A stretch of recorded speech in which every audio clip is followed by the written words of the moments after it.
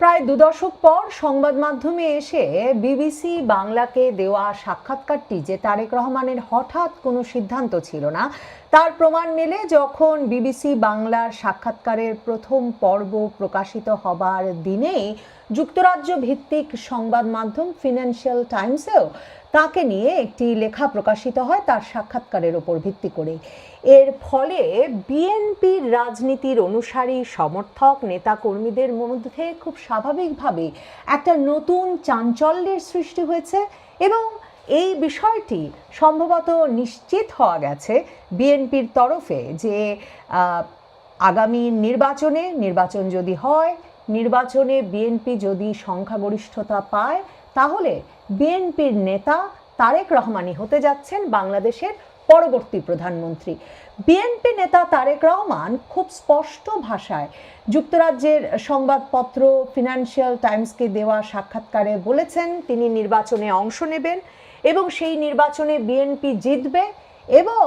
সেই নির্বাচনে বিএনপি একক সংখ্যাগরিষ্ঠতা পাবে। বিবিসি বাংলা তাকে যখন প্রশ্ন করেছিল যে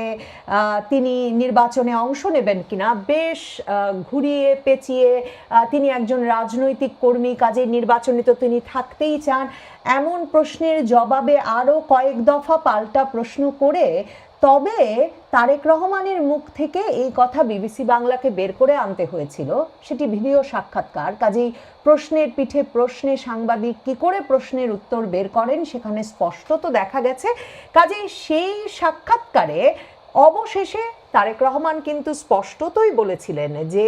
তিনি অবশ্যই নির্বাচনে অংশ নেবেন এবং নির্বাচনে অংশ নিলে তার দল, তার জনগণ ঠিক করবে কে প্রধানমন্ত্রী হবে। বিএনপির নেতাকর্মীদের মধ্যে তার এই বিনয়টা, এই যে প্রেসিডেন্ট জিয়াউর রহমান এবং প্রধানমন্ত্রী খালেদা জিয়ার পুত্র, মানে প্রতিষ্ঠাতার পুত্র হওয়া সত্ত্বেও তারেক রহমান যে নিজেকে দলের কর্মী বলছেন এবং দল সিদ্ধান্ত নিলেই তিনি প্রধানমন্ত্রী হতে পারবেন এমন কথা বলছেন, সেটা একটা বিশেষ উৎসাহের সৃষ্টি করেছে। সকলেই নানা রকমভাবে ফেসবুকে স্ট্যাটাস দিচ্ছেন, লিখছেন যে তারেক রহমান যে একজন শান্ত ব্যক্তি, ভদ্র ব্যক্তি, ধীর স্থির সংযমের সঙ্গে তিনি কথা বলেন, কথা বলার সময় প্রতিপক্ষকে আক্রমণ করেন না, এই বিষয়গুলো নাকি বিএনপি নেতাকর্মীরা বুঝতে পেরেছেন তার এই সাক্ষাৎকারটি, মানে তারা বিশেষভাবে বিবিসির সাক্ষাৎকারটির কথা বলছেন, কারণ বিবিসির সাক্ষাৎকারটি ভিডিও, বিবিসির সাক্ষাৎকারটি বিস্তারিত।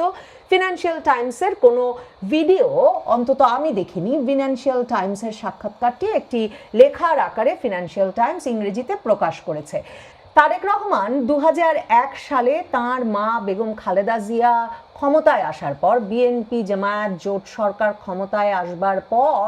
রাজনীতিতে সংযুক্ত হন, দলে শীর্ষস্থানীয় নেতার পদ পান বটে, কিন্তু তিনি যে ভীষণভাবে দলের রাজনৈতিক কর্মকাণ্ডে যুক্ত ছিলেন কিংবা দল সংগঠনে তৃণমূলে অনেক দীর্ঘ সময় ধরে কাজ করেছেন, নেতৃস্থানীয় সংগঠকদের গড়ে তুলেছেন বা তার সঙ্গে খুব সরাসরি সংযোগ ছিল একটা বিপুল সংখ্যক নেতাকর্মীর, তা কিন্তু নয়। তারপর সেই 2007 সাল থেকেই তিনি যেহেতু দেশের বাইরে অবস্থান করছেন 17 বছরের বেশি সময় ধরে, কাজে এই সময়টায় মূলত তাকে অনলাইনে ভার্চুয়ালি বিভিন্ন দলীয় কর্মসূচিতে যোগ দিয়ে কথা বলতে শোনা ছাড়া দলীয় নেতাকর্মীরাও কিন্তু তার কথা কিভাবে তিনি বলেন, কিভাবে তিনি বাক্য গঠন করেন কিংবা তিনি আসলে কথা বলার সময় মানে কতটা তীব্র ভাষায় কথা বলেন বা প্রতিপক্ষকে আক্রমণ করেন কিনা, এ বিষয়গুলো জানবার কোনো সুযোগ হয় নাই। মানে মানুষ তারেক রহমানটা কেমন, সেই বিষয়টা জানবারও কোনো সুযোগ বিএনপির নেতাকর্মীদের হয় নাই। বিশেষ করে বিএনপির নতুন প্রজন্মের নেতাকর্মীরা একেবারেই একরকম মানে তার সঙ্গে সংযোগবিহীন রয়েছে, বিএনপির শীর্ষ নেতার সঙ্গে সংযোগবিহীন অবস্থায় এই এত সময় পার করেছেন। কাজেই তাদের জন্য তাদের নেতাকে তাকে চেনবার, তাদের নেতা কিভাবে কথা বলেন, কিভাবে মানে তার গলার স্বরটা কেমন, কি ধরনের শব্দ প্রয়োগ করেন, এ সব কিছু জানবার শোনবার একটা সুযোগ হয়ে উঠেছে তারেক রহমানের এই সাক্ষাৎকারটি। তারেক রহমান এই সাক্ষাৎকারে তার দল ঠিক করবে প্রধানমন্ত্রী কে হবেন, জনগণ সেটা সিদ্ধান্ত নেবেন, এমন কথা বলেছেন বটে। কিন্তু বিবিসির সাক্ষাৎকারের দ্বিতীয় পর্বেই তাকে যখন জিজ্ঞেস করা হয়েছিল যে জামায়াতে ইসলামী সংস্কারের যে আলোচনা চলছে ঐকমত্য কমিশনে, সেখানে সংসদীয় দলের নেতা, দলীয় প্রধান এবং প্রধানমন্ত্রী পদে একই ব্যক্তির থাকার বিষয়টিতে আপত্তি জানিয়েছে এবং তারা বলছে যে এই বিষয়টি সংস্কার করা প্রয়োজন, কারণ একই ব্যক্তি এই তিনটি পদে থাকলে, মানে দলীয় প্রধান, সরকার প্রধান এবং সংসদ প্রধান, এই তিনটি পদে থাকলে সেই ব্যক্তির স্বৈরাচার হয়ে ওঠার সম্ভাবনা দেখা যায়। তারেক রহমান বিবিসি বাংলার সঙ্গে সেই সাক্ষাৎকারে স্পষ্টতই বলেছেন যে বিএনপি অন্য সবার মতামত মেনে না নিলেই সেটা গণতান্ত্রিক নয় এমন ভাববার সুযোগ নেই, এবং বিএনপি অত্যন্ত সুচিন্তিতভাবেই মনে করে যে তিনটি পদেই একই ব্যক্তির থাকবার সুযোগ আছে এবং তিনটি পদেই এক ব্যক্তি থাকলেও সেই ব্যক্তি স্বৈরাচার হবেন না। কাজেই বোঝা যাচ্ছে বিএনপি চাইলে, দল চাইলে, জনগণ চাইলে আগামীর সংসদ নির্বাচন অনুষ্ঠিত হলে সেই সংসদ নির্বাচনের সংসদীয় দলের প্রধান, বিএনপি দলীয় প্রধান এবং প্রধানমন্ত্রী পদ, এই তিন পদেই আমরা তারেক রহমানকে দেখতে পাবো। তারেক রহমানের সঙ্গে বিবিসির সাক্ষাৎকারে, বিবিসির প্রশ্নের জবাবে তারেক রহমানের কথায় এটাও পরিষ্কার হয়েছে যে খালেদা জিয়ার পক্ষে এখন শারীরিকভাবে আর কোনো দায়িত্বই নেওয়া সম্ভব বলে তার পুত্র তারেক রহমান মনে করছেন না। তিনি বিবিসির প্রশ্নের পিঠের প্রশ্নের জবাবে বলেছেন বটে যে যদি খালেদা জিয়ার শরীর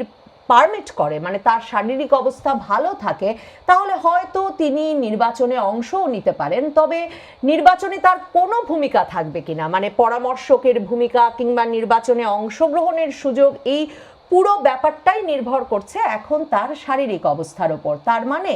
পুরো নির্বাচন আয়োজন, ব্যবস্থাপনা, বাস্তবায়ন থেকে শুরু করে নির্বাচনের পরবর্তীতে বিএনপিকে নেতৃত্ব দেওয়া, বিএনপির সরকারের নেতৃত্ব দেওয়া, এই সব কিছুতেই তারেক রহমান নিজেকেই দেখছেন এবং বিএনপি দলও হিসেবে তাকেই দেখছে। এই বিষয়টিও এই সাক্ষাৎকারগুলোতে পরিষ্কার হয়েছে। যেই সাক্ষাৎকারটিতে তিনি পরিষ্কার করে, যার মধ্যে একটি সাক্ষাৎকারে তিনি পরিষ্কার করে বলেছেন যে তারা কনফিডেন্ট, আত্মবিশ্বাসী, ফিনান্সিয়াল টাইমসকে বলেছেন যে তারাই একক সংখ্যাগরিষ্ঠতা পেয়ে আসবেন।